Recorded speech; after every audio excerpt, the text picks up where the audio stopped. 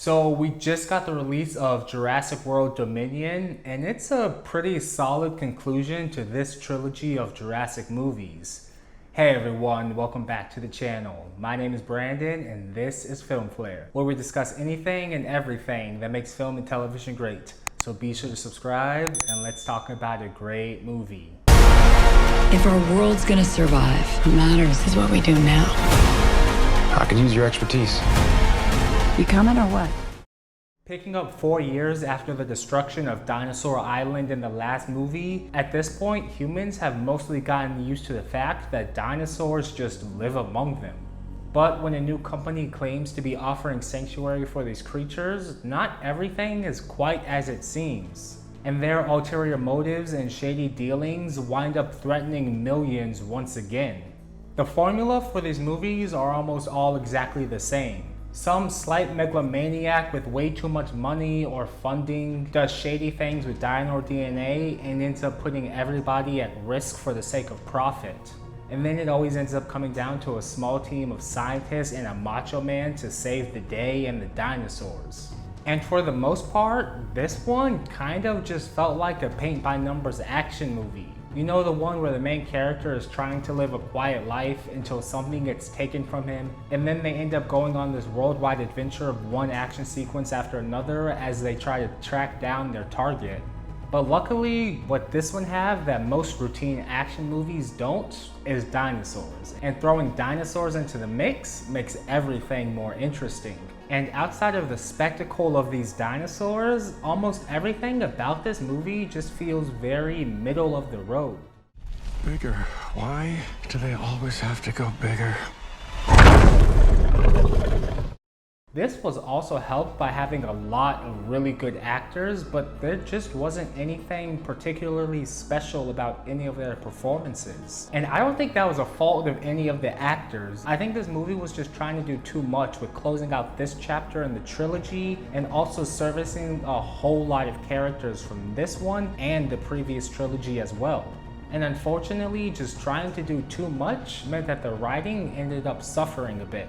But the lack of any single great performance was made up with the return of the previous trilogy's main characters in this one. You didn't come out all this way just to catch up now, did you? You coming or what? I will never complain about Jeff Goldblum on screen, although in this one he was just slightly less entertaining this time around. Again, that was nobody's fault, he just really wasn't the main character in either of the two main storylines, which just meant that he had less lines to work with. But he still did manage to get a few good ones in. I made a promise we would bring her home.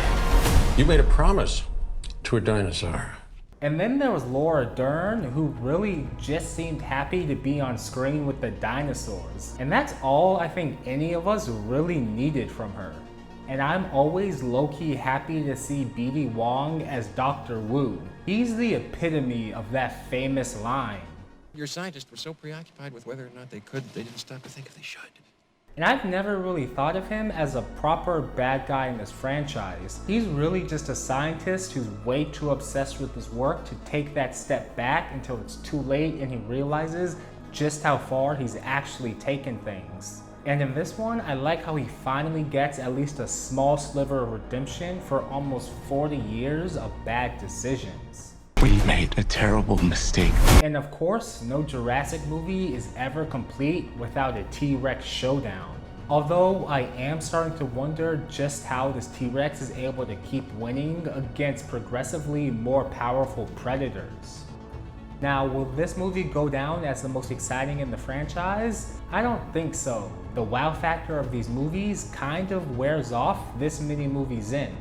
But was this one bad or even boring by any means? Not really either. There's still some really fun moments in this movie, like all of the Malta scenes. And of course, cute baby dinosaur running through the snow will never fail to put a smile on your face.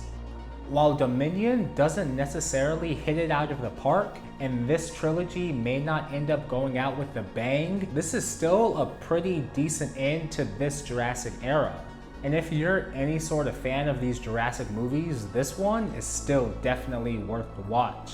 But if you've already seen it, let me know your thoughts on Jurassic World Dominion in the comments below. If you haven't yet, it's available now in theaters. But before you go and watch that, please do be sure to give this video a like and subscribe to the channel for more reviews like this. It really helps us out. And until next time, have a great day and don't forget to watch a great film. Bye. Life